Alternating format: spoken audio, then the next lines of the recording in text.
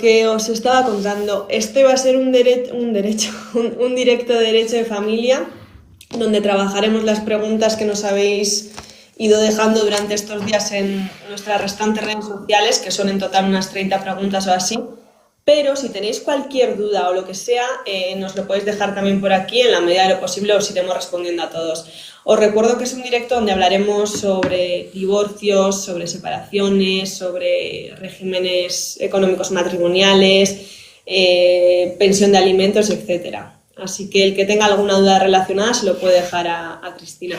Os voy a presentar antes de nada a Cristina. Ella es la abogada especializada en Derecho de Familia, Derecho Civil, Herencias, etcétera, del despacho. Es la que trata todos estos temas. Y bueno, lleva ya bastantes años ejerciendo esta materia y es una persona que está muy actualizada y muy formada en todo esto. Entonces, si os parece, empezaremos con alguna de las preguntas que nos dejasteis. Una sobre todo que se desprende de un vídeo que subí sobre la actualización de la pensión de alimentos, Cristina. Y es que muchísimas personas no tienen ni idea que aquella pensión de alimentos que se estableció en su momento en convenio, en sentencia o lo que sea, se tiene que actualizar año tras año. Es decir, año tras año sube ese importe. No sé si nos puedes explicar un poquito sobre este tema. Sí, bueno, buenos días. Espero que se escuche bien en primer lugar. Y sí, como bien ha comentado Ariadna, todos los años es necesario, siempre y cuando así lo hayáis pactado bien en un convenio regulador o bien porque así se establezca en una sentencia, porque hay casos en los que hay gente que pacta esa no actualización, ¿vale? Pero siempre y cuando así se recoja hay que actualizarla año a año. Y esa actualización hay que llevarla a cabo sin un requerimiento previo, es decir, no es necesario que te diga la persona que tiene que recibir esa pensión de alimentos, oye, que me la actualices, no es necesario, sino que lo tiene que hacer la propia persona que paga la pensión de alimentos, ¿vale? Hay sentencias que nos dicen que, bueno, hay que actualizarla con efectos 1 de enero. Y otras sentencias que nos dicen, no, hay que hacerlo de fecha a fecha. ¿Qué es lo que pasa? Que a veces nos encontramos con que la sentencia es de septiembre, por ejemplo, ese caso lo hemos tenido aquí en el despacho, y decimos, no, pues en ese caso hay que actualizarla a fecha de septiembre, ¿vale? Entonces, esa actualización, ahora que estamos pues en marzo, ¿vale? Pues en este caso pues nos encontramos actualizando muchísimas pensiones de alimentos en el despacho que en las sentencias les ponían, no, a efectos 1 de enero. ¿Y cómo hacemos esa actualización? Vale, pues en este caso lo que hacemos es, en primer lugar, ver qué cuantía se está pagando. Ejemplo, 400 euros, ¿vale? Y lo hacemos, ¿vale? ¿Cuánto ha variado el IPC para que sea efectos de 2026, pues cuánto ha variado desde el 24 al 25? Y eso lo ponemos en la propia página del Instituto Nacional de Estadística, porque ahí nos vienen esos datos, ¿vale? Le decimos, ¿cuánto ha variado? Pues ya os digo que para este año ha sido un 2,9%, porque lo estuve haciendo ayer. Ya es dinero, claro, si lo actualizo. Entonces, ahí pues tenemos 2,9%, pues si la pensión son 400 euros, en una calculadora muy fácil, 400 más 2,9 y la tecla por 100, y nos va a dar la cifra ya actualizada. Entonces, Vale, Cristina, nos hace una pregunta muy, muy interesante y es ¿qué hago, qué pasa si la persona que tiene que actualizarlo no me lo actualiza nunca? ¿Qué hago yo? Bien, pues eso como os decía, ayer estuve haciendo, pues en ese caso lo que hacemos es presentar un procedimiento de ejecución, ¿vale? Por la vía judicial le decimos, oiga, a efectos de 1 de enero, es decir, la pensión que hay que pagar durante este año, ¿vale? Eso lo ponemos por escrito y lo presentamos en el juzgado. A efectos de este año, pues tiene que pagar 400 más el 2,9%.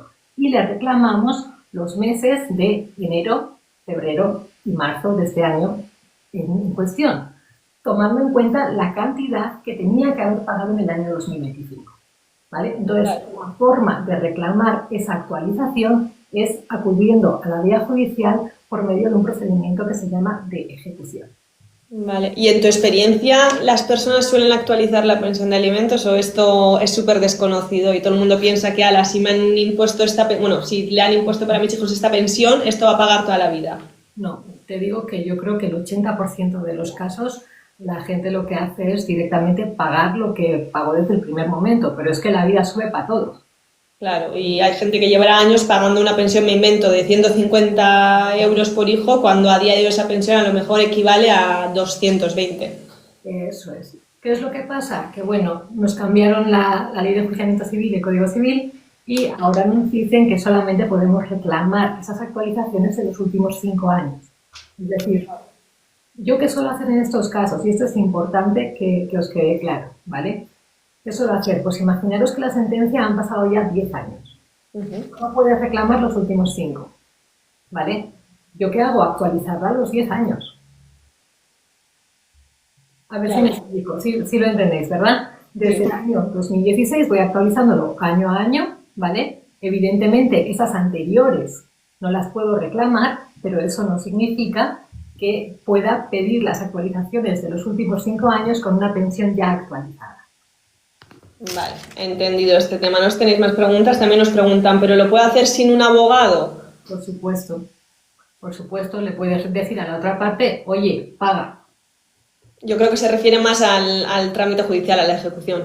No, a la ejecución la ley te exige llevar abogado y procurador sí o sí. Hay unos determinados procedimientos, ahora mismo de memoria no recuerdo qué artículo es, pero que sí o sí nos exigen llevar abogado y procurador. Y la ejecución es uno de ellos. Generalmente, en estos casos, salvo en los casos que haya sido de mutuo acuerdo, en ese caso no, pero en los divorcios que son contenciosos, ¿vale? En esos casos, yo lo que hago es, a mí los clientes me escriben en enero o febrero y me dicen, Cris, ¿cuánto ha subido la pensión? ¿Me actualizas? Y yo pues les mando la actualización para que ya directamente procedan a hacer el pago correctamente. Entonces eso es contactar con el abogado que os llevó el tema y actualizarlo. Eso. Otra pregunta relacionada con la pensión de alimentos que nos dejaron en comentarios es el tema de cuando la persona que debe pagar la pensión de alimentos se queda sin trabajo. ¿Vale? Muchísima gente piensa que si me quedo sin trabajo, yo ya no tengo que seguir pagando la pensión de alimentos porque no tengo de dónde pagar. ¿Qué nos cuentas sobre esto, Cristina? Pues sobre esto, aunque moralmente entendamos que es injusto, ¿vale? ¿Por qué tengo que pagarle si no tengo para mí?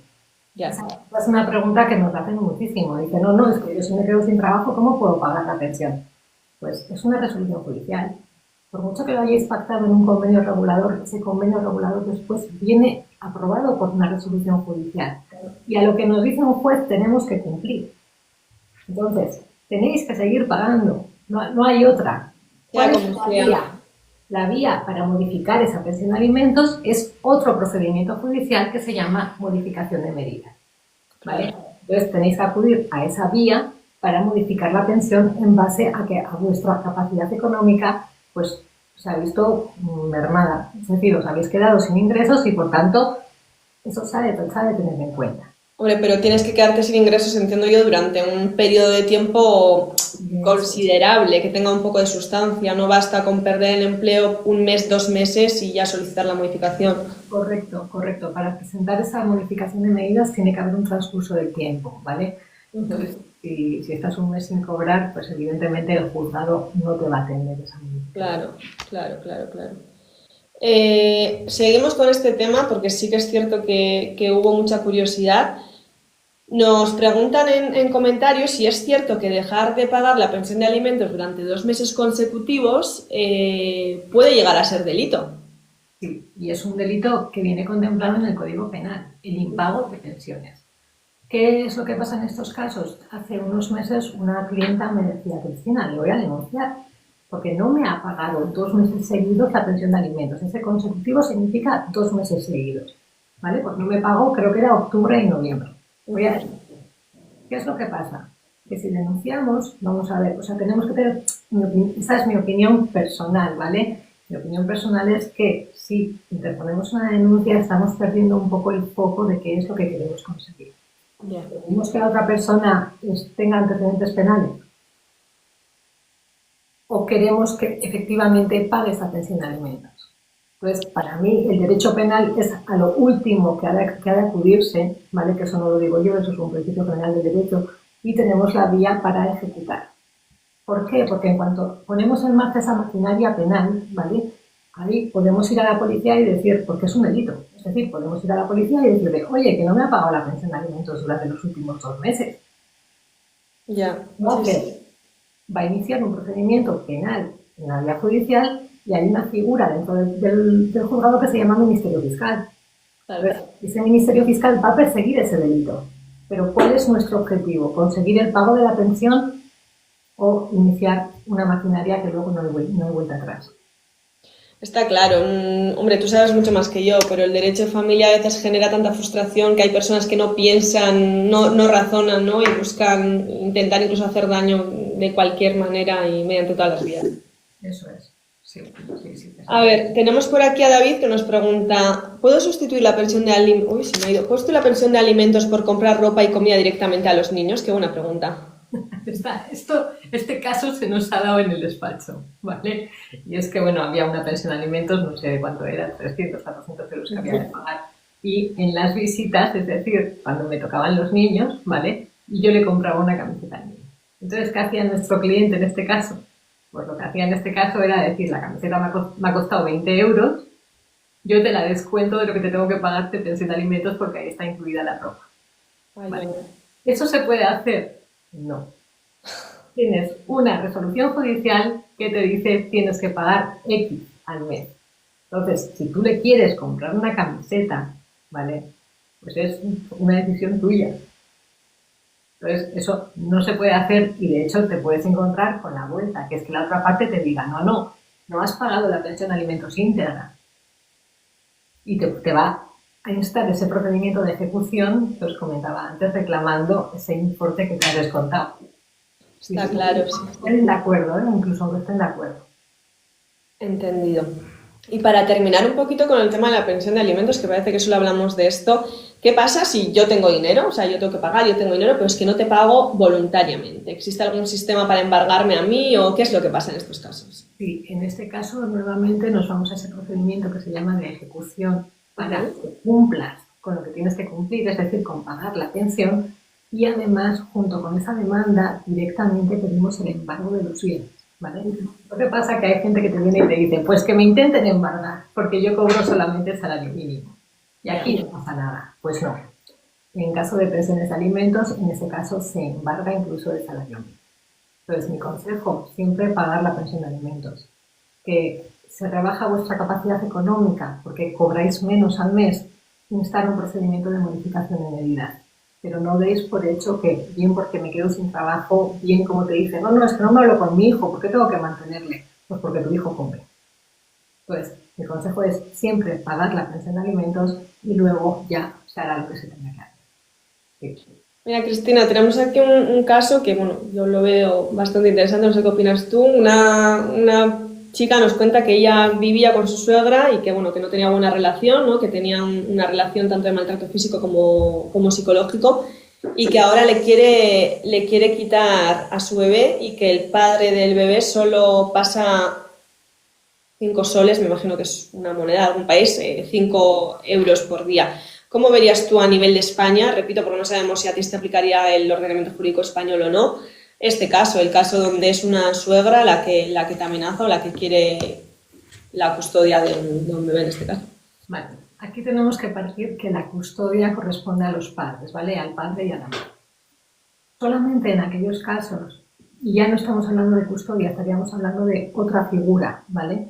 En caso de que uno de los dos progenitores, o bien porque una institución dice que tú no estás haciendo bien tus labores como padre, en ese caso sí le podrían dar esa otra figura que vamos a llamar la custodia aquí para que sea sencillo, a tu suegra. Pero aquí en el ordenamiento español lo que tenemos es que si un niño tiene un padre y una madre, la custodia lo van a tener los padres.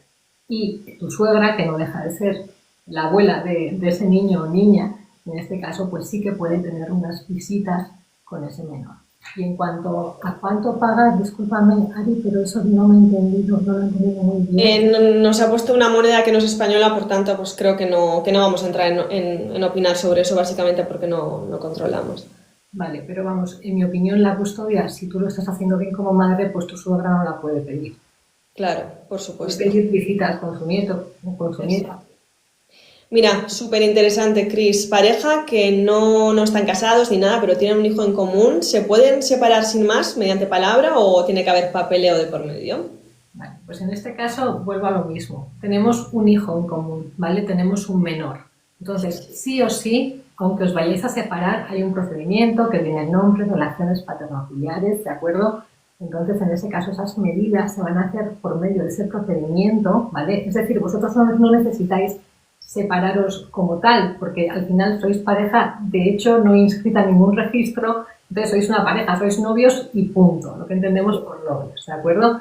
Entonces, vosotros no necesitáis separados, pero sí que tenéis una hija en común, menor de edad, y en ese caso necesitáis abogado y procurador para ir al juzgado, ¿vale? Y adoptar unas medidas respecto de esa niña. Pues quién va a tener la custodia, cómo se van a pagar los gastos de la niña, cómo os vais a organizar en vacaciones, todo eso sí que hay que pactarlo y hace falta abogado y procurador para hacerlo. Sí, esto es un tema muy desconocido y sí que hay que hacerlo, porque al final en las buenas todo bien, pero cuando llega algo que no estamos de acuerdo, entonces sacas ese documento que habéis redactado y habéis firmado. No, ya no somos nada y nos llevamos muy bien. Y nos vamos a seguir llevando muy bien, hasta que aparece el tercero. Ya. Eso es así. Cuando aparece un tercero ya dejan de llevarse tan bien. ¿Y qué pasa? Que no han pactado las medidas con carácter previo. Cuando se llevaban bien, que era cuando las tenían que haber pactado. Entonces luego te viene todo el problema. Entonces, relacionado con esto me viene a la cabeza porque nos dejaron una pregunta y es que ¿se le puede prohibir a mi ex presentar a su nueva pareja a nuestros hijos? Imagínate que en este caso alguno de los dos tiene nueva pareja, ¿no? ¿Puedo yo prohibirle a mi ex presentarle su nueva pareja a mi hijo? Como prohibición, no. Es decir, sí que hemos tenido algún caso en que la nueva pareja, pues no sé cómo decirlo, tenía una vida un poco, no sé cómo decirlo sutilmente. Que no era el mejor ejemplo, a lo mejor. Pues consumía estupefacientes, etcétera, etcétera, esa nueva pareja. Entonces, ¿prohibirle que esté con tu hijo? No. Pues eso, lo mejor ahí es llegar a un acuerdo con el padre o la madre que tenga esa nueva pareja y decir, oye, mira, pues delante del niño, pues igual cortaros un poco en lo que tenéis que hacer, ¿no? O podéis, pues, en caso de casos muy, muy graves, en esos casos, pues sí que tienes que pedir una modificación al juzgado. Pero no una prohibición de, ¿cómo prohíbes tú? Oye, no te hables con mi hijo. No sé cómo explicarlo. No sé si se entiende, pero vamos, para mí no puedes prohibirlo. Sí, que no, o sea, legalmente yo creo que también iba en cuanto a eso, legalmente no existe una normativa donde te diga no, prohibido, legalmente prohibido, y tú tampoco como madre o como padre puedes prohibirlo. Cada uno en base a su ética y su razonamiento que sepa lo que hace. Pregunta muy curiosa que nos dejaron también en la otra red social es ¿qué pasa, qué ocurre? Y si no me equivoco, has tenido un caso muy reciente en el despacho sobre esto. Si uno de los padres se lleva al hijo sin permiso al extranjero. Sí. Este caso, la verdad, en mi opinión, son muy, muy delicados, ¿vale? Porque si te llevas a tu hijo a otro país sin consentimiento o sin autorización del otro progenitor, por mucho que tengas la custodia, ¿vale? Es un tema de patria potestad. En este caso, estamos hablando de un delito de sustracción de menores. En esos casos tienes que actuar urgentemente porque los plazos van en tu contra. Hay una serie de plazos, que ahora mismo no los voy a comentar, que si pasa una serie de tiempo, el menor adquiere residencia en otro país. Entonces ya no puedes reclamar que vuelva a su domicilio habitual. Y tienes que actuar muy, muy urgente. En esos casos, yo personalmente, sí que si me permites, aquí sí que lo voy a contar, unas medidas urgentes por la vía judicial, instando a que, en primer lugar, se le retirara el pasaporte a ese menor, ¿vale?, para evitar que ese menor pudiera volver a salir de otro país, ¿vale? Porque ahí ya pierdes la posibilidad de seguir la pista. Y son situaciones muy, muy delicadas y además, pues bueno, inicia esa vía penal por sustracción de menores y la verdad son casos que se complican muchísimo. Sí. Es decir, no dejéis pasar el tiempo cuando os encontréis con una situación así. Y es que, si me permites, Ari, quiero dejar este dato porque sí que me parece relevante. Quiero dejarlo claro, y es que antes, hace muchísimos años, siempre que hablábamos de sustracción de menores, decíamos que lo cometían los padres. No sé si os acordáis, pero bueno, había una serie de casos en que los padres llevaban a sus hijos, padres españoles, a países, perdón por decirlo así, pues países como Pakistán, Irán, países así, donde luego la posibilidad de retraerlos de nuevo aquí era muy, muy complicado. Pero en los últimos años esos delitos de sustracción de menores vienen cometidos por mujeres. Esto estuve, creo, no sé si fue en septiembre o en junio, en unas jornadas de derecho de familia y nos lo decían. O sea, estos ahora mismo son las madres quienes se llevan a los hijos. Ya. Entonces ha habido un cambio importante en esta línea. Sí, sí. Curioso, no tenía ni idea. Sí que es cierto que hay casos muy mediáticos, ¿no? Donde Juana Rivas, si no me equivoco, es una de ellas, que sí lo vamos viendo de vez en cuando, pero no me había puesto nunca a sacar la estadística. Vale, vamos con un tema muy curioso, y es que nos dejaron una pregunta. Esto es un caso, es una pareja donde ella se quiere divorciar, pero el chico no quiere, le dice que no. ¿Qué pasa en este caso? O sea, cuando yo me quiero divorciar, pero mi pareja me dice que no, ¿tengo derecho a divorciarme o cómo va el procedimiento? Cuéntanos un Por poquito. supuesto que tienes derecho a divorciarte porque nadie está obligado a estar casado, ¿vale? El matrimonio es un contrato, a fin de cuentas, es un contrato voluntario. Si tú no quieres estar casado, no tienes obligación ninguna. Aunque el otro me diga que no se quiere divorciar, yo Diga puedo que iniciar no, el procedimiento de aunque me divorcio. mande flores, que haga lo que quiera, no tienes obligación de estar casado. Vale. La ley te exige, salvo en aquellos casos en los que concurra violencia o cualquier otra situación así, te exige estar 3 meses casado, pero a los 3 meses tú puedes pedir el divorcio. 3 meses. Sí. Es decir, que si me caso y a la semana veo que no es el hombre de mi vida, tampoco me puedo divorciar. Tengo que aguantar 3 meses. Te aguantas 3 meses o bien pues interpones una denuncia por violencia y en ese caso le puedes aguantar los 3 meses. Pues no tenía ni idea, la verdad. Mira, David te pregunta, ¿y para conseguir el pasaporte de un menor tiene que pedirlo a ambos padres? Sí, eso nos pasa mucho aquí en el despacho y lo hablamos Alejandra y yo, la otra compañera, Ale y yo, y es que ese pasaporte también es un tema de patria potestad, ¿vale? Muchas veces nos confunden. No, es que yo ya tengo la patria potestad de mi hijo, sí, por supuesto, pero no la custodia. O, no, si la patria potestad es mía, ya, y del otro también, ¿vale? Y entonces, ¿qué es lo que pasa? Ese pasaporte es un tema, al final, que es de patria potestad, y la patria potestad, esto creo que ya lo hablamos en otro directo que tuvimos ahí, le corresponde a los dos progenitores por el hecho de serlo. Entonces, salvo que te retiren la patria potestad o le den el ejercicio de esa patria potestad a uno de los dos, ¿vale? Lo tenéis ambos y necesitáis el consentimiento o la autorización de ambos para sacar el pasaporte de un menor. Entendido. Te voy a preguntar otra cosa un poco más general, pero que también nos lo preguntan bastante, y es que muchísima gente no se quiere divorciar porque piensan que sí o sí tendrán un juicio muy largo, muchísimo tiempo, etcétera. ¿Existe algún mecanismo, existe alguna manera de divorciarse sin pasar por estos juicios? Es decir, ¿necesariamente tengo que acudir a una vista, etcétera? ¿O hay mecanismos para divorciarse más rápido y sobre todo no con tanta tristeza y tantos dolores de cabeza? Vale. Hay varios tipos de procedimiento de divorcio. Esto lo explico en cada consulta que tenemos en el despacho. Uno es el notarial, ¿vale? El notarial es la vía más directa y más rápida. Y voy a atreverme a decirlo, no tan cara, ¿vale? Porque no es tan caro acudir al notario a divorciarte. Y pueden optar siempre y cuando no tengan hijos menores o hijos que precisen medidas de apoyo por el tema de la capacidad. ¿Vale? Vale, o sea, notarialmente, para que repasemos, tan solo se pueden divorciar aquellas personas que, uno, sea de mutuo acuerdo, obviamente, y dos, no existan o hijos menores o hijos con discapacidades. Eso es. Vale, sí. entendido. Pero luego hay otra vía que es la judicial. Cuando dices la palabra judicial, todo el mundo se asusta. No hay que asustarse. En esa vía judicial hay otras dos vías a su vez. Una es la mutuo acuerdo, que ya os digo que el juzgado nos está dando cita de un mes para otro, ¿vale? Y luego está la otra vía que nadie quiere, pero que también existe, que es la vía contenciosa. En esa vía es cuando no estamos de acuerdo y esa es la que nos puede transcurrir años divorciando, ¿vale? Pueden pasar años hasta que te divorcias. Pero, ¿puedes hacerlo rápido? Sí. Judicialmente, sí. Vía de mutuo acuerdo. ¿Cuál es el problema? El problema está en que muchas veces no nos ponemos de acuerdo en los términos. Pero aquí en el despacho hemos hecho, y esto es así de claro, vienen los dos en la primera reunión, les explico el procedimiento, les digo, mira, nos tenemos que poner de acuerdo sobre esto, esto y esto, ¿vale? Nos ponemos de acuerdo, les redacto el convenio y si hay que cambiar algo, porque cualquier cosita que decimos, pues esto igual lo vamos a matizar de una manera o de otra, tal, vale, lo matizamos y en una semana tenemos el convenio regulador firmado. Ostras, en una semana, ¿eh? O sea, en una semana lo hemos hecho en el despacho ahí. Sí, entonces presentamos la demanda al juzgado, yo se la mando a la procuradora la presenta y el juzgado aquí en San Sebastián ahora está más o menos 3 semanas, un mes nos da cita, vamos al juzgado, ratificamos el convenio y si es viernes para lunes, martes tenemos ya la sentencia de divorcio, si es lunes en la fecha de ratificación seguramente para el viernes ya la tengamos. ¿Qué es la ratificación, Cristina? Que muchísima gente también nos lo pregunta, no nos queda claro lo que es el acto de ratificación.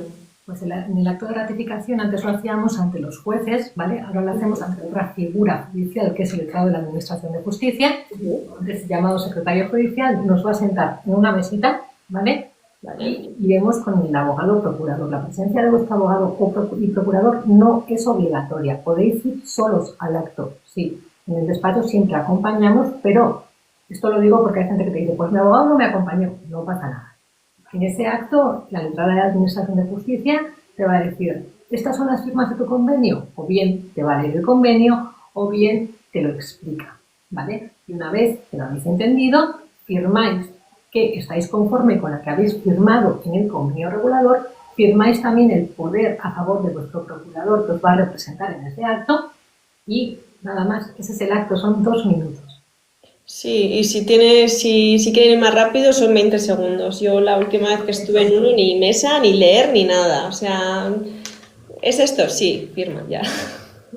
Nada más. O sea, el tiempo que tienes entre una ratificación y otra en el juzgado son 5 minutos. Sí, Hay sí. una a las 10, otra a las 10 y 5, otra a las 10 y 10. O sea, es rápido. ¿Y qué pasa si en la ratificación, por lo que sea, yo que voy a firmar mi divorcio con tú siendo mi abogada y con mi procuradora, digo que no, que en ese momento, no sé, me ha dado la vuelta a la cosa y que no firmo? ¿Qué pasa en ese momento? Pues que se archiva el procedimiento, sigues casada, por supuesto, y en ese caso, pues tienes 2 opciones. O la otra persona te presenta, la demanda contenciosa, o bien la presentas tú. Entendido. Qué curioso. Nunca me lo había planteado. Sí, sí. Vale, por aquí hay una persona que está hablando, lo que pasa o sea, hago un inciso, bueno, la chica que está hablando, entiendo que no eres de España y nosotras como abogadas españolas que conocemos el ordenamiento jurídico español no te podemos asesorar, ¿vale? No sé de qué país eres, por tanto, lo recomendable es lo que te dicen en comentarios, lo que te dice Mauri, que si vives en Perú, por ejemplo, bueno, pues que acudas a un abogado peruano que te asesore en base a la normativa que te corresponda. Vale. Otra de las preguntas, y que tú eso llevas mucho en el despacho, es el tema de las mascotas, no tanto de los hijos, sino de las mascotas. Nos viene muchísima gente que tiene mascotas, hoy en día las mascotas les queremos como a hijos, pero claro, cuando nos separamos y nos divorciamos, ¿qué pasa con esas mascotas? ¿Qué suele hacer la gente? ¿Pacta algo? Cuéntanos un poquito. Pues sí, pues ahora mismo ya sabéis que hasta la fecha siempre se pactaba quién tenía la guardia y custodia de los niños, visitas, vacaciones, alimentos. Pues hacemos exactamente lo mismo con las mascotas, ¿vale? Con los animales, sean perros, gatos, pájaros, tortugas, no pasa absolutamente nada. En este caso, el término correcto jurídico no sería guarda y custodia, sino que se le llamaría cuidado y tenencia del animal. Pactamos con quién va a estar la mascota, si va a haber visitas, cómo se va a repartir en vacaciones, con horarios, cómo se va a hacer frente a esos gastos de veterinario. Muy importante. También en los casos en que igual dice, bueno, pues yo me lo dejo, yo estoy con el gato, y esto más en casos de gatos, ¿no? Pues al final, si hay dos domicilios, pues un gato necesita más estabilidad, siempre mirando por el bienestar del animal, eso por supuesto. Igual pactamos pues que el pienso se pague al 50%. Luego, en caso de los perros, también qué pasa si le llevas suelto por un sitio que no deberías y te cascan la multa. Pues cómo hacemos el pago de la multa, el seguro de responsabilidad civil, todo eso sí que lo reflejamos en un convenio. Sí, sí. Oh, qué interesante y qué importante también, ¿no? Porque lo que repetíamos, cuando en las buenas todo bien, pero cuando nos enfadamos, ahí tenemos lo pactado. Otra pregunta que me gustaría hacerte es si influye de alguna manera una infidelidad en el divorcio o en las medidas que podemos acordar. ¿Qué pasa si uno es infiel? ¿Me tiene que pagar más, menos? ¿Cómo va la cosa? Cuéntame un poquito. Vale. A ver, quiero responder a esta pregunta de forma seria porque muchas veces en el despacho nos vienen y nos dicen... Es real, la pregunta es real. Sí, se ha ido con otra. Y además es una frase, se ha ido con otra. ¿Cómo ha podido hacerme esto? Se lo voy a decir a la juez y la juez me va a entender perfectamente. Sí. Pues no. A los jueces, con todos mis respetos, no sé si habrá algún juez viéndonos o no, pero a los jueces le da absolutamente igual si te has sido infiel con una, con dos o con 20. No pasa absolutamente nada. ¿Cuándo sí que es relevante? Y de esto me he leído una sentencia hace no mucho. Cuando tenéis un pacto prematrimonial y habéis pactado algún tipo de indemnización sobre la infidelidad. Ahí sí que es relevante y esa indemnización sí que la puedes pedir. De contrario, el juez le va a dar absolutamente igual si te has sido infiel o no, y para adoptar las medidas de tus hijos, porque generalmente ahí es cuando nos dicen que me has sido infiel, ¿vale? Le va a dar igual. Le va a dar igual porque al final, igual que él te ha sido infiel, aunque en la iglesia exista el deber de fidelidad, ¿vale? Pues legalmente no hay. Entendido. Curioso, muchas gracias. Cris, ¿a partir de qué edad un hijo puede decidir con quién quiere vivir? Nos divorciamos, mi pareja y yo nos divorciamos, tenemos un hijo de unos 13 años. ¿A partir de qué edad este hijo nuestro puede decidir si quiere vivir conmigo o con su padre? Vale, pues la decisión, la palabra decisión en sí misma, prefiero que no la utilicemos, Ari, sino más bien a partir de qué edad el juez le puede escuchar a tu hijo. Y es a partir de los 12 años, ¿vale? Aquí en el País Vasco se entiende que un juez puede escuchar a tu hijo a partir de los 12 años. Escuchar. Escuchar, sí. Y por eso la palabra decisión la vamos a utilizar al final, ¿vale? ¿Y se les escucha en todos los procedimientos o solo en aquellos procedimientos donde se solicita expresamente que sea escuchado? Es que el propio juez te lo puede pedir. Vale. Sí. O sea, lo normal es que se le escuche. No te quiero decir al 100%, si en todos los casos, porque recientemente sí que ha habido alguna sentencia que dice que en caso de que no se le haya escuchado, el procedimiento no es nulo, ¿vale? No me quiero meter en términos políticos, pero sí que a partir de los 12 años el juez tiene la posibilidad de escucharle siempre y cuando el niño o niña tenga madurez suficiente para expresar lo que quiere, y si no, tenemos esa figura tan importante y no sé si decirlo así, importante, esa importancia que tiene es tan buena o no, no me voy a meter en eso, que es el equipo psicosocial judicial. Entonces, aunque tengan 17 años, yo de hecho lo he hecho, ¿vale? O sea, yo lo he solicitado con niños de 17 años pedir el informe del equipo psicosocial. ¿Por qué? Porque es una manera de ver a toda la familia, ¿vale? Entonces, ahí se puede ver toda la familia, decir, vale, ¿qué tenemos delante? Ese equipo psicosocial puede un poquito argumentar un poquito, bueno, pues veo que en esta familia sería conveniente, pues darle la custodia a este o al otro porque tiene mejores o peores habilidades. Yo sí que suelo solicitar ese informe del equipo psicosocial. Pero ahora bien, esa decisión de con quién quiere vivir le corresponde al hijo, a esa donde iba. No, esa decisión le corresponde al juez. Al juez. Hay niños con 16 años que han manifestado en el juzgado, y eso yo lo he visto, ¿vale? Que han manifestado ante el juez, yo quiero vivir con mi madre, porque con mi madre tengo más afinidad, me cuida mejor, me hace la comida mejor, todo lo que tú quieras, y manifiestan todo esto al juez, y el juez dice, no, porque el padre también es buen padre. Ostras. Entonces, Una situación más delicada, ¿no? ¿Qué edad tenía este niño? Más de 12. 16 años. ¿Y con 16 años no se le tuvo en cuenta? Claro, ¿por qué? Porque hay sentencias que nos dicen que un niño no tiene por qué saber lo que quiere, ¿vale? Porque muchas veces en casa se nos puede decir, tú tienes que ir al juzgado y decir esto, porque esos casos existen, entonces los niños van al juzgado y dicen lo que se les ha dicho en casa.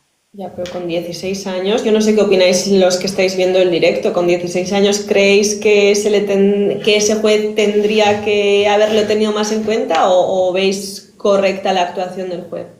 En este caso, si me permites matizar, Ari dijo que, le preguntaron, ¿no? Porque ahí nos dieron la grabación de esa exploración del menor, que se llama así, que es que el juez dice, ¿qué tal la relación con tu padre? No, también bien. Entonces, ¿por qué le voy a quitar derechos al padre? Ya. Tienes buena relación, aunque me hayas dicho que quieres vivir con tu madre. Ya. Entendido, curioso. Vale, a ver, vamos a elegir alguna que otra pregunta. No sé si los que estáis viendo, que bueno, hay bastante gente viendo, tenéis alguna duda, alguna pregunta relacionada con los temas que estamos tratando ahora mismo, si queréis dejarlo en comentarios. Y si no, pasaré yo a realizarle otras preguntas que nos dejasteis en la otra red social. Vamos, si sale alguna yo corto. Vamos a entrar un poco en tema económico. Por ejemplo, hay una pregunta que es que si me caso por aquí dicen, ¿solo en el País Vasco o en el resto de España? Lo que acabas de mencionar, lo de la exploración del menor y todo eso, Cris. Creo que es en toda España. O sea, Es, claro, es en toda España. Yo cuando estuve en Madrid haciendo las prácticas también lo vi. O sea, aquí tenemos una ley específica, pero en el resto del territorio, bueno, salvo en Cataluña, que también tienen un código civil propio, y eso es cierto. también se hace la exploración del menor y el equipo psicosocial. Sí, sí, sí. Eso tenéis que tener en cuenta que mucha gente desconoce que España es un país donde territorialmente puede que tengamos normativa distinta a la general. Y es muy importante que os informéis con abogados especializados en vuestra región o en vuestra comunidad autónoma, mejor dicho, por lo que os acaba de decir Cristina. Por ejemplo, Cataluña tiene código civil propio. En el País Vasco tenemos una ley relacionada con los temas de familia, etcétera. Entonces, a lo mejor discrepa un poco el derecho general, ¿no? El que se aplica en el restante territorio español, del que se aplica, corrígeme si me equivoco. Aquí. No, así es, es así. Entonces, nosotras, por ejemplo, llevamos procedimientos en toda España, ¿vale? Yo en familia, en toda España, en Canarias, en Burgos, en Santander, sin ningún tipo de problema. ¿Cuál es el problema? Que claro, si me toca un tema en Cataluña, por ejemplo, pues ahí me tengo que poner a mirar. Tienes que estudiarte toda la normativa catalana. En Burgos o Santander, pues no hay ningún problema, porque al final, hoy en día, pese a que aquí tenemos esta ley propia, ¿vale? Al final es muy, muy similar al Código Civil. Entonces, muchas veces también nosotros a la hora de redactar las demandas tomamos en cuenta las sentencias del Tribunal Supremo que se aplican al final a todo el territorio.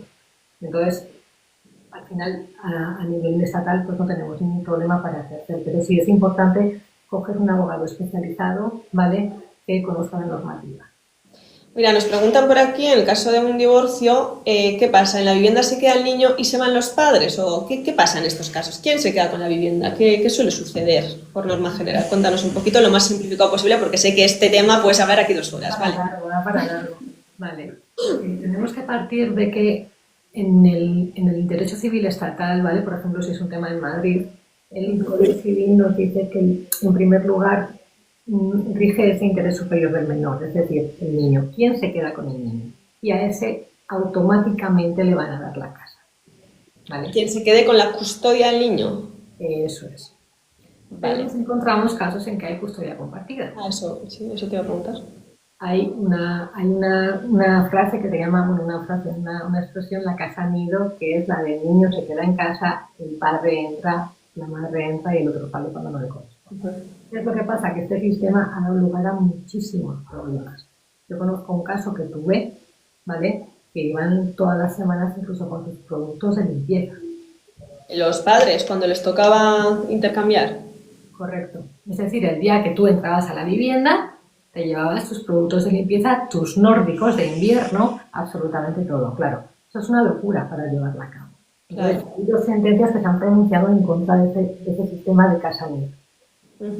A nivel estatal, pues sí, custodia niño. Lo que pasa es que sí que hay ahora un cambio jurisprudencial que el Tribunal Supremo nos dice que lo más relevante es, en caso de custodia compartida, que cada uno tenga su propio domicilio, es decir, 2 domicilios. Yeah.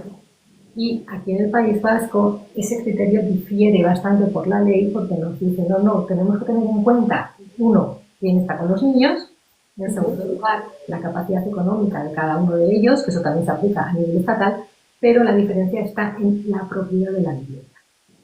¿Vale? Porque hay casos en los que esa vivienda no es de los 2 padres, del padre y de la madre, sino que solo de la madre o solo del padre. ¿Vale? ¿Por qué? Atendiendo a ese me quedo con los niños, me quedo con la casa. ¿Vale? Porque eso en ocasiones daba lugar a injusticias, porque el otro que es propietario se ve privado de su casa y tiene que seguir pagando el préstamo. Está fuera de casa. Entonces, aquí en el País Vasco se introdujo ese tercer criterio, que es la propiedad de la vivienda. Entonces, haciendo una conjugación, es decir, si lo vemos en global, niño, capacidad económica y propiedad de la vivienda, a partir de ahí, pues uno de los 2 puede atribuirse, ¿no? Vale. Al final se ha instaurado esa idea de que haya 2 domicilios en los que esté el niño. O sea, no es algo automático como se piensa por ahí de no, yo me quedo con el niño, automáticamente ya me quedo con la casa. Y mucho menos aquí en el País Vasco. Hay que mirar todo con lupa y en detalle. Eso es. Y por supuesto el niño tiene que tener un techo. Pero también hay casos en los que el niño tiene un techo porque dice, pues yo me voy con mi padre, ¿vale? Y mi padre tiene otra vivienda. Vale. Pero el padre quiere volver a casa. Vale. El padre no tiene medios económicos, ni tiene a dónde ir. Vale. En este caso, quien necesita más ese techo es la madre. La madre. Y el niño ya tiene un techo asegurado. Es la segunda residencia del padre. Y eso es. Entonces, aquí no hay una respuesta automática, sino que hay que ver todas las pruebas globalmente como están. Claro, y es muy importante que cuentes esto porque sí que es cierto que existe la falsa creencia de no, me quedo con la custodia, la casa para mí. Depende muchísimo de muchísimos factores que tienen que ser analizados.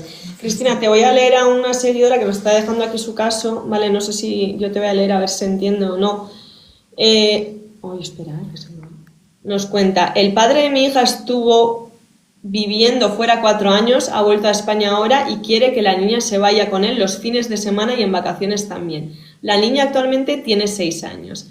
Venía cada 3 meses, 2 días o así y ahora quiere todo de golpe. Tiene una pareja y está esperando otro hijo. ¿Qué le puedes contar a esta persona, Cris? A ver, el padre vive fuera, ¿correcto? Para que yo lo entienda. Esta era una pareja, ¿vale? Que tuvieron una hija, pero bueno, el padre entiendo que se desentendió en su día, vivió fuera y ahora de repente, cuando la niña tiene 6 años, vuelve a la vida de la niña exigiendo, pues bueno, que quiere visitas, que quiere llevársela, etcétera. También nos añade que el padre tiene nueva pareja e hijo, pero bueno, yo creo que esto no tiene nada que ver con la situación. ¿Él tiene los derechos como padre para hacerlo? Sí. ¿Qué es lo que pasa? Que supone sacar a una menor de su entorno. Entonces habrá que valorar si eso es apropiado o no. Yeah. Esa es la respuesta para mí. O sea, hay que valorar toda la situación. Evidentemente, con esa explicación no podemos dar una respuesta automática, pero lo que sí veo es que hay que valorar, en primer lugar, vamos a sacar a la niña del entorno para que vaya a vivir con su padre. Pues a lo mejor no es lo mejor que podemos hacer, sobre todo con esas edades, que los niños necesitan una estabilidad. Claro. Hay que argumentar que no se la puede llevar. Claro.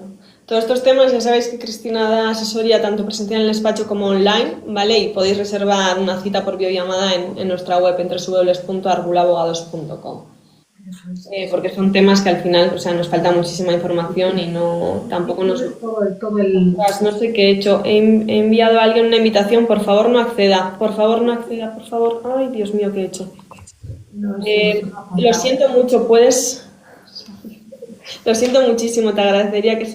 Gracias. Perdón. Lo siento. Wow, es que, claro, a veces leas con los dedos. Vale, vamos a seguir. A ver, ¿por dónde seguimos? El tema, no sé si te he preguntado, hay aquí una pregunta que nos dejaron, es que si me caso en gananciales, ¿todo es 50-50 sí o sí? ¿O cómo va el tema? ¿O desde cuándo es 50-50? Cuéntanos un poquito el tema de casarse en gananciales. El régimen de gananciales es un régimen económico matrimonial, ¿vale? Igual que la participación de bienes, es decir, igual que el régimen de participación. Es decir, hay varios, ¿vale? Tú puedes optar, pero si no por ninguno, se te va a poner por defecto el régimen de gananciales. O sea, si yo no elijo ninguno, si yo me voy a casar y no hago ninguna acción relacionada con con el régimen económico matrimonial, con mi pareja, yo me voy a casar en gananciales. Correcto. Vale. Bien. Te casas, salvo en Cataluña, que luego siempre hay alguien que me lo dice, no, en Cataluña en separación de bienes. Vale. Bien, hay que aprender siempre. Bueno, entonces, tenemos gananciales. ¿Qué significa esto? Yo siempre digo, la sociedad ganancial es un tercero. Vale. Estamos mi marido, yo y Pedro. Yo le llamo Pedro a la sociedad ganancial. ¿Vale? ¿Qué significa esto? Que todo lo que gana Pedro y todo lo que gane mi marido y todo lo que gane yo, ¿vale? Va a la cuenta de Pedro. Desde que nos casamos hasta que la muerte nos separe o bien hasta el divorcio. Desde que nos casamos, muy importante. Eso es. No con todo lo que has ganado antes. No lo que tenemos antes. O sea, si yo antes de casarme tengo mi casa ya pagada y muchísimo dinero, ese dinero sigue siendo mío, privativo. Vale. Entonces, desde que te casas hasta que te divorcias o te mueres, todo va a ser de Pedro, de ese tercero que va a ser la sociedad ganancial. Eso es lo que vamos a dividir, vamos a repartir cuando nos divorciemos o cuando nos muramos. Vale. Es una operación al final. Entonces, en ese caso, todo eso va a ser de los dos. Está en una cuenta de Pedro. Y da igual si tú tu nómina la tienes domiciliada en una cuenta corriente en la que tu marido no figura. Importante recalcar esto, Cristina, recálcalo, porque mucha gente me dice, no, yo estoy casada en gananciales, pero mi nómina me la meten en mi cuenta donde yo aparezco sola. Da igual, o sea, da igual. Esa nómina es de la sociedad de gananciales, de los dos. Eso es. ¿Qué es lo que pasa? Que la respuesta a ¿es 50-50? Pues desde que te casas hasta que te divorcias, sí, pero por eso muchas veces nos tienen insuficiencia. No, si tenemos todo claro lo que vamos a hacer. Sí, ya. Hasta que empiezas a preguntar, ¿qué dinero pusisteis de entrada para comprar la vivienda? Pues de unos ahorros que yo tenía. De soltera. Eso es. Entonces, ¿es todo 50-50? Pues sí, pero le vamos a tener que dar el dinero que puso ella para esa entrada de esa vivienda. Ahí es donde empiezan todos los problemas. Sí, los problemas, sí. Derechos de crédito. Esos son los que traen problemas en las liquidaciones de la sociedad.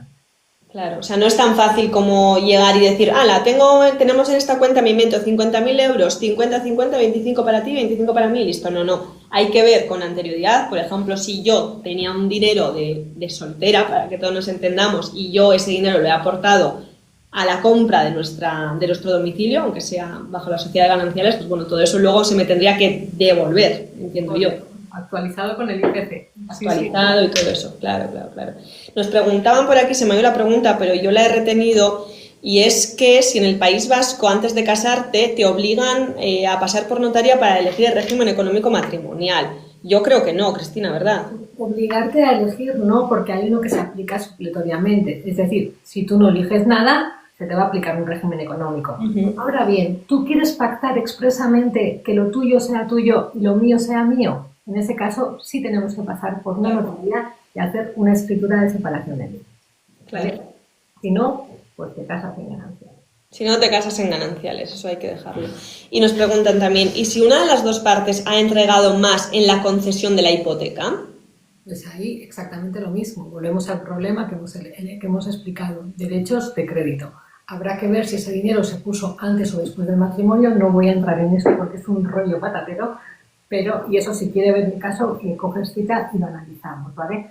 Pero sí que voy a decir que el dinero que tú has puesto en tu hipoteca, si ese dinero era tuyo, por ejemplo, pues porque se murió tu madre y lo reviviste por herencia, ¿vale? En ese caso, tienes derecho a que se te reintegre en la liquidación. Se te reintegre, perdón. Entendido. Qué tema más curioso, ¿eh? El tema económico, y qué tema tan problemático en los divorcios. Sí, generalmente, y más bien quiero decir que hasta hace unos años se discutía más por el dinero, pero es que últimamente se discute más por los hijos. Yo creo que ha un poco el foco. Sí. Qué curioso. Y hay algunos que discuten por las dos, ¿no? Por el dinero y por los hijos. Se discuten por todo y al final pues tenemos que llegar al juzgado, lamentablemente, pero a veces es lo que hay. Interesante. A ver, ¿qué más tengo por aquí? ¿Nos tenéis alguna pregunta, los 75 que estáis, relacionada con el tema que estamos hablando? Yo sí tengo una pregunta, porque esto nos suelen preguntar mucho. Imagínate que yo estoy casada en separación de bienes, ¿vale? Y durante X tiempo de mi vida me he dedicado al hogar, porque he tenido varios hijos, me he dedicado al hogar. Resulta que mientras la carrera de mi pareja ha ido creciendo, yo he renunciado a muchísimas oportunidades laborales. En este caso, ante un divorcio, ¿tendría yo alguna pensión o alguna indemnización? Sí, efectivamente. Si estuvieras casada en gananciales, tendrías lo que todos conocemos como pensión compensatoria, ¿vale? Pero si estás casado en separación de bienes, no hablamos de pensión compensatoria, sino de una indemnización, ¿vale? Que viene recogida en el Código Civil, en el artículo 1438. ¿Y qué nos dice en este caso? Al final, los criterios que se van a tomar en cuenta para determinar el importe de esa pensión, ¿vale? O de esa indemnización, van a ser los mismos. Pero sí que tienes derecho. ¿Por qué? Porque aunque estés casada en separación de bienes, tu marido, ¿vale?, ha estado trabajando fuera de casa. Y para poder trabajar fuera de casa, tú te has tenido que quedar en casa cuidando de, si hay niños, has tenido, como digo yo, que poner las lavadoras y lavar los calzoncillos y poner la comida encima de la mesa. Eso es un trabajo. Si no lo haces tú y no se lo hace su madre, en ese caso tendrías que pagar a un tercero para que te lo hiciera. Entonces, eso hay que remunerarlo. Entonces, lo que pasa es que cuando te casas en gananciales, ¿vale? Pues ahí sí que se palía un poco esa desigualdad, ¿vale? Que genera el divorcio, ¿vale? Cuando uno de los dos está en casa, porque al final sí que vas a recibir de lo que el otro ha trabajado. Pero eso no significa que tú no tengas derecho a esa pensión compensatoria. Entendido. ¿Vale? Pero en caso de separación de bienes, ahí sí que hay una merma importante de tus ingresos, porque todo lo que ha recibido tu marido es de él. Claro, es de él, mientras tú has estado en casa. Entendido. Entonces sí que hay una indemnización que se puede solicitar. Vale. ¿Y para solicitar esa indemnización sí o sí tengo que pasar por juzgado o, por ejemplo, si lo pactamos? Si lo pactamos no hay ningún problema, o sea, se puede pactar en un convenio regulador de mutuo acuerdo, ya sea aprobado judicialmente, ya sea aprobado en notaría, sin ningún tipo de problema. Y en caso de que no estemos de acuerdo, siempre tenemos la vía contenciosa para poder. Vale, Cris, tengo aquí ya varias preguntas, vamos a ir respondiendo así por encima. Hay una persona que nos dice, con el tema de la notaría, nos dice que tenían entendido que el notario sí o sí antes de casarte, te cases como te cases, te tiene que dar como una charla informativa para que te explique el régimen económico matrimonial, qué supone, etcétera. A priori la respuesta es que no, o sea, aquí en el País Vasco por lo menos no. Si tú no vas al notario voluntariamente, el notario no te va a llamar para explicarte a ti. Te casas en notaría. Si te casas en notaría, pues ahí no sé, porque no estaba en ninguna boda en notaría, pero el notario te lo puede explicar. Yo tampoco. Nos tendrán que invitar a una para saberlo, pero yo te diría que no, ¿eh? No, si te explican lo justo cuando te divorcias y así, o sea, como para explicarte cuando te casas. Correcto. Sí. Una pregunta, ¿un viaje de fin de curso voluntario, no va toda la clase, va el que quiere, es un gasto extraordinario, Cris? ¿Podría ser? Pues si tienes que pagar por ese viaje, sí.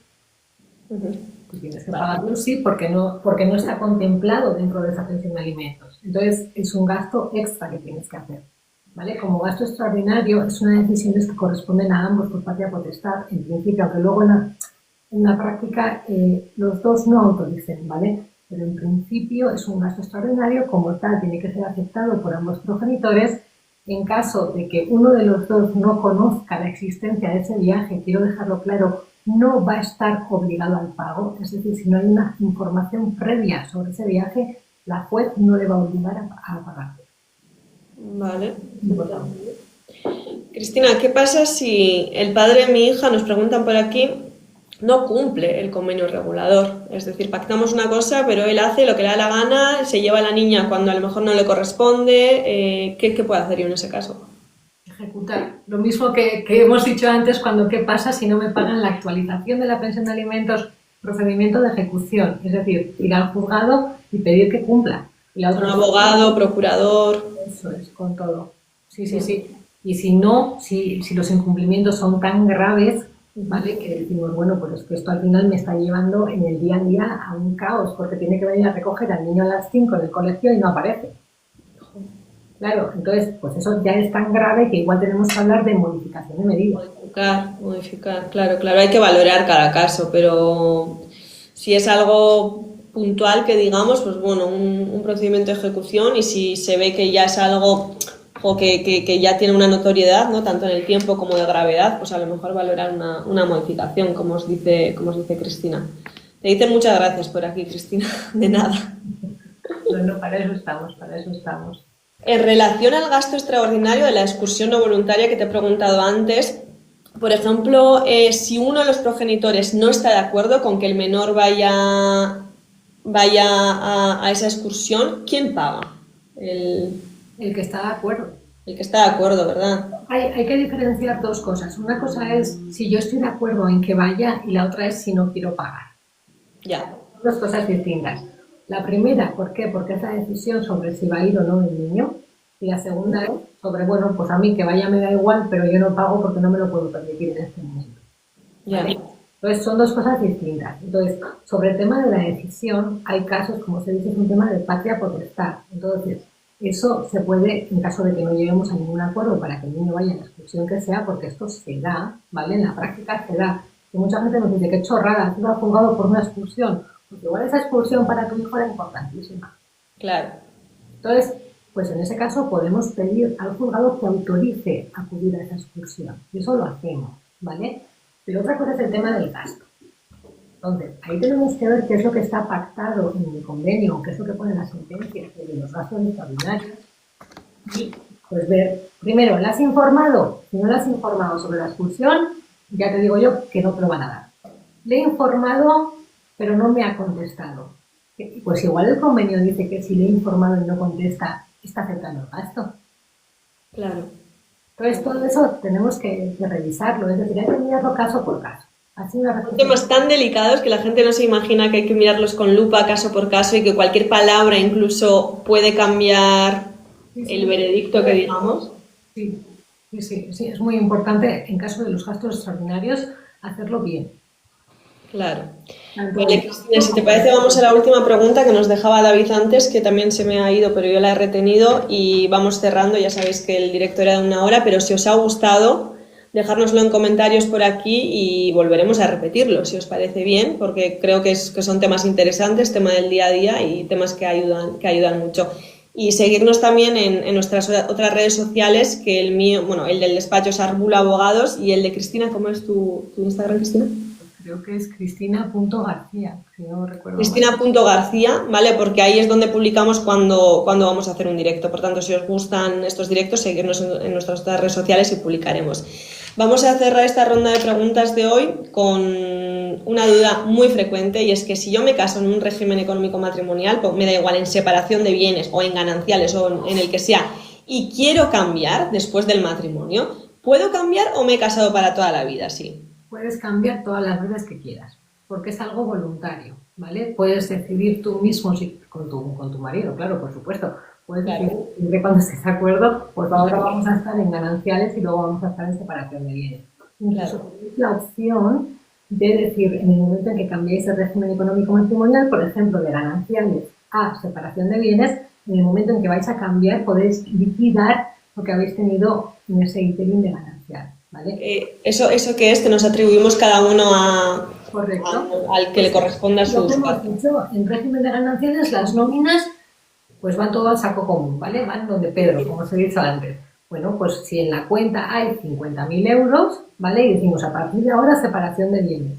Pues igual para dejar limpio vamos a repartirnos los 50.000. Aunque no es obligatorio, ¿no? Si seguimos casados podemos tener ahí a Pedro viviendo al lado. Eso es, correcto. Qué bien. Pues muchísimas gracias, Cristina. A mí la verdad es que el directo se me ha hecho muy ameno. Hemos estado una buena media de personas, ¿no? Hemos acabado siendo más de 100. Lo dicho, si os ha gustado, pues bueno, nos lo podéis dejar en nuestras redes sociales, nos podéis enviar incluso vuestras preguntas. Nosotros las recopilamos todas y luego en los directos lo que solemos hacer es contestarlas. Y nada, por mi parte, las gracias y os dejo con Cristina para que se despida. Muchísimas gracias por estar aquí. Nos veremos en el siguiente directo. Bueno, pues muchas gracias, Ari, en primer lugar, porque ha sido muy, muy ameno. En segundo lugar, muchísimas gracias a todos los que habéis participado con preguntas. Para eso estamos, es decir, para ayudaros. En caso de que no haya resuelto alguna de vuestras dudas o lo que sea, lo podéis escribir tanto en Arbula Abogados como en mi red social y las guardaremos para otro directo y estaremos aquí, Ari y yo, respondiendo mano a mano y lo que necesitéis. Pero muchísimas gracias a todos por participar. Eso, es que tengáis muy buen día y a disfrutar del sol, que sois del País Vasco. Días como hoy pocos tenemos, así que todos a disfrutar del sol. Un saludo a todos y a todas. Adiós.